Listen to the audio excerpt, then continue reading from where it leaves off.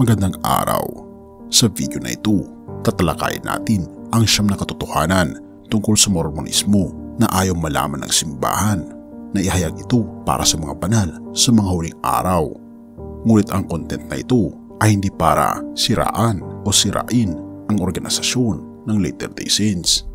Ito ay para sa mga taong naghahanap ng katotohanan at mas maganda na i-research mo rin ang patungkol sa bagay na ito. John 8 verse 32, sapagkat malalaman mo ang katotohanan at ang katotohanan ay magpapalaya sa iyo. Katotohanan number 1. Si Joseph Smith ang tagapagtatag at tinatawag na propeta ng simbahan ng mga banal sa mga huling araw. Siya ay isang Mason. Siya pa nga ang nagtatag ng Masonic Lodge noong 1842 sa Nauvoo, Illinois. Si Smith ay nanatiling Mason hanggang sa kanyang kamatayan. Bakit ito mahalaga? May ilang dahilan. Ang ideya ng lihim na samahan ay hindi tugma sa mga aral ng Biblia. Makikita natin ito sa 1:18 verse 20 kung saan sinabi ni Jesus, "Wala akong sinabing lihim." At tila baga, hiniram lang ni Joseph Smith ang ilang elemento mula sa Masonry noong binuo niya ang relihiyong Mormon, lalo na sa ritual na seksyon, partikular ang seksyon ng mga donation na gumagamit ng mga ritual na elemento na katulad ng mga itinuturo sa Masonic Lodge, tulad ng lihim na pagkakamay o ang uri ng kasuotang isinusuot nila. Mayroon tayong halimbawa ng Masonic handshake at ng Mormon handshake. Kitang-kita na pareho lang sila. Hindi pa natin binabanggit ang ilang Masonic symbols na matatagpuan sa loob at labas ng templo ng mga Mormons sa Utah. Naroroon ang All-Seeing Eye, ang Masonic handshake, at narito rin ang ilang inverted pentagrams. Hindi katakataka na ang Masonry ay tila maimpluwensya rin sa doktrina ng mga Mormons. Ang Masonry na bahagi ng okultismo ay nagtuturo na ang mga miyembro nito ay maaaring magkaroon ng Diyos. Sa kabaligtaran, ang Mormonismo ay nagtuturo rin na ang isang individual ay maaaring maging Diyos tulad ng ating makapangyarihang Ama sa langit. Itinuturo nito na ang mga marerespetadong Mormon ay isang araw ay magiging mga Diyos at magkakaroon ng kapangyarihan na pamunuan ang kanilang sariling planeta at magkaroon ng espiritual na mga anak sa kanilang mga banal na asawa. Katotohanan number 2, ang aklat ng Mormon ay ganap na hindi mapagkakatiwalaan. Ito ay sapagkat ang gintong tanso ng mga plaka na ginamit upang isalin ang aklat ni Mormon ay hindi man lang nakita ng sinuman. Sinasabi na ito ay nakita lamang ng 11 mga saksi sa pamamagitan ng pananampalataya. Bukod pa rito, ito raw ay isinalin sa isang wika na hindi umano tunay na umiiral at tinawag ni Joseph Smith na Improved Egyptian. Kaya naman magandang malaman ang tungkol-ukol dito. Dagdag pa, itinuturing na si Joseph Smith ay gumagamit ng mga salamangka nang isalin ang mga gintong plaka. Ang mga salamangka na ito ay may 2 transparent na bato na inilalagay sa isang frame, kaya't nagbigay ito sa kanya ng kakayahan na makita ang mga sinaunang titik sa mga gintong plaka na isinulat sa Ingles. Gayunpaman, ang mga gintong plaka ay hindi ginamit sa prosesong ito, tanging ang mga salamangka lamang. Hinggil sa bato ng panghuhula, ito ay ini-insert sa isang sombrero at doon inilubog ang kanyang mukha upang makakuha ng Ingles sa pagsasalin ng mga gintong plaka. At muli, hindi ginamit ang mga gintong plaka sa prosesong ito. Sa totoo lang, hindi ito kailanman naging bahagi ng anumang pagsasalin. Noong kanyang kabataan, ginamit pa ni Joseph Smith ang bato ng panghuhula upang hanapin ang nakatagong kayamanan. Sa pangkalahatan, ito ay tinuturing na panggagawayan, kaya't tila gumamit si Joseph Smith ng mahika upang isalin ang aklat ni Mormon. At syempre, ito ang kanyang ginawa sapagkat wala siyang edukasyon sa sinaunang mga wika. Sa totoo lang, nasan ang mga gintong plaka na ginamit upang isalin ang aklat ni Mormon kung sakaling nais itong suriin ng sinuman? Malamang na ibinigay ni Joseph Smith ang mga ito kay Angel Maroney matapos matranslate.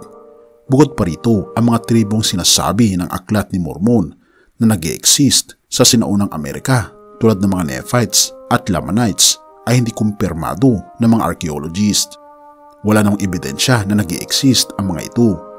Walang patunay na nagtatanim ang mga Nephites tulad ng trigo, higad, ubas o trigo. Ang mga sinaunang Amerikano ay nabubuhay sa mais, balatong, kamatis, kalabasa at iba pa. Ang ilang mga hayop na ayon sa Aklat ni Mormon ay tinuturing na itinatanim ng mga Nephites tulad ng mga kambing, kabayo, tupa at elepante ay wala sa Amerika noong panahong iyon. May ilan sa mga nagsasabi na ang Aklat ng Mormons ay isang plagyarismo ng hindi pa nailathalang kwento ni Solomon Spaulding na may pamagat na manuscript found na may maraming pagkakapareho sa Aklat ni Mormon kasama ang mga salitang Nephi, Mormon, Moroni at Lamanites. Katotohanan number 3, ang simbahan ng mga banal sa mga huling araw ay nagtuturo ng diskriminasyon laban sa mga itim ng balat sa halos 150 years. Itinuturo nito na may rebellion sa langit kung saan nagkagulo si Lucifer at ang konseho ng mga Diyos. 3 grupo ng mga anak ng Espiritu ang nasa gitna ng alitan na ito. Ang isa ay sumusuporta kay Lucifer, ang ikalawa ay sa mga Diyos, at ang ikatlo ay nanatiling neutral.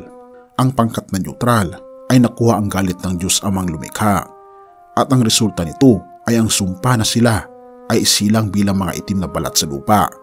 Ang mga itim na balat na mga Mormon ay hindi pinapayagan sa priesthood sa simbahan ng mga banal sa mga huling araw, at hindi rin sila pinapayagang pumasok sa mga templo ng mga Mormons. Si Brigham Young ang tinatawag na pangalawang propeta ng simbahan ng mga banal sa mga huling araw ay nagsabi na ang parusa para sa pag-aanak ng mga multiracial na anak ay kamatayan. Ngunit dahil sa mga racist na itinuturo, nasubok ng malakas ang political na pressure sa simbahan ng mga banal sa mga huling araw.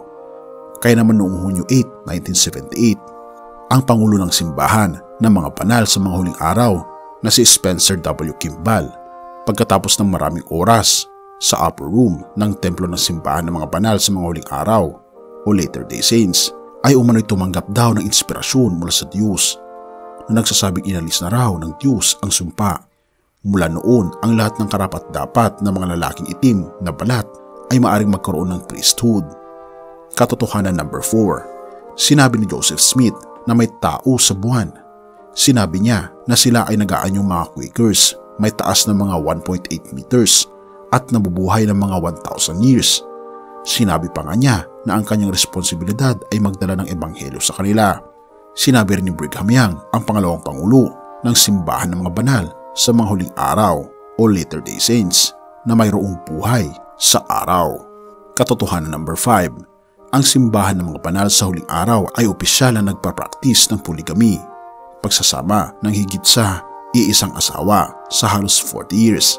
Nagsimula ito noong tinanggap ang revelasyon mula sa tinatawag na propeta na si Joseph Smith noong 1831. Ipinahayag ito sa publiko noong 1852 at nagtapos noong 1890. Sinabi ni Joseph Smith na siya ay nag-asawa ng hindi bababa sa 30 na babae bago siya mamatay, at ang ilan sa kanila ay mga minor de edad, at ang ilan ay kasal sa ibang lalaki na nangahulugang kailangang iwan nila ang kanilang kasalukuyang asawa upang makasama si Joseph Smith.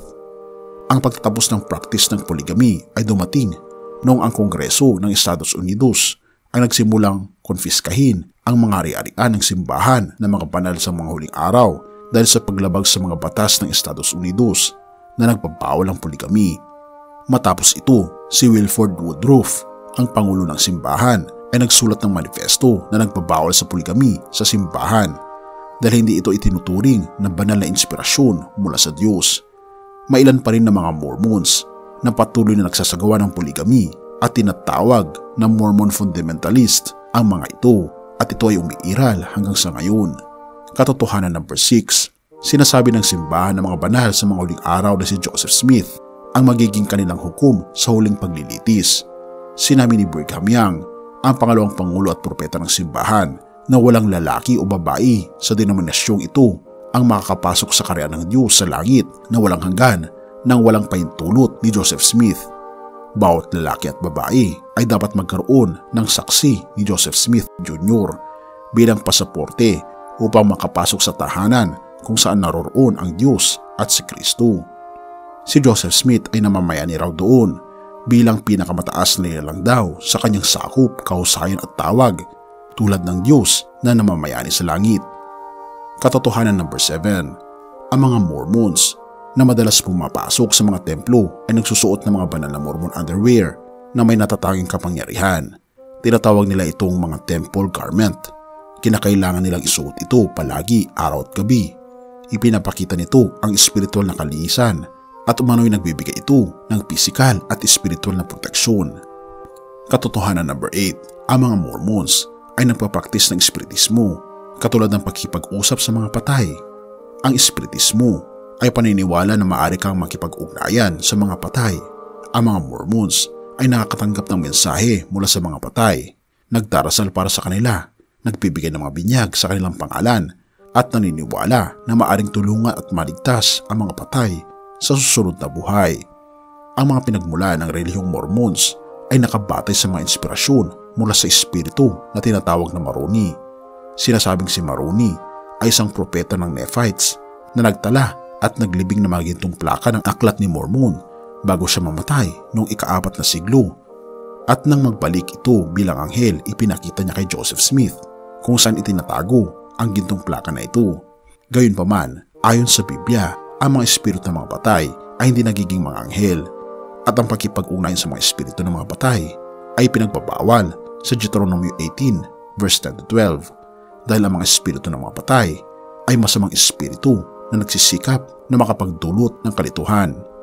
Katotohanan number 9, kapag binawasan mo ang pangalawang M sa salitang Mormon, makakabuo ka ng salitang moron o kretino.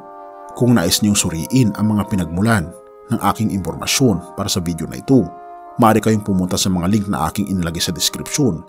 Makikita ninyo na marami itong mga links sapagkat hindi ko rin maipagkakatiwalaan na mayroong ganitong mga paniniwala ang isang simbahan, at ito ay tinatangkilik ng mga tao, kaya't kinakailangan nating suriin ng mabuti ito mula sa mga Mormons at mga hindi Mormons na pinagkunan. Ikaw kaibigan, naniniwala ka ba patungkol sa mga bagay na ito?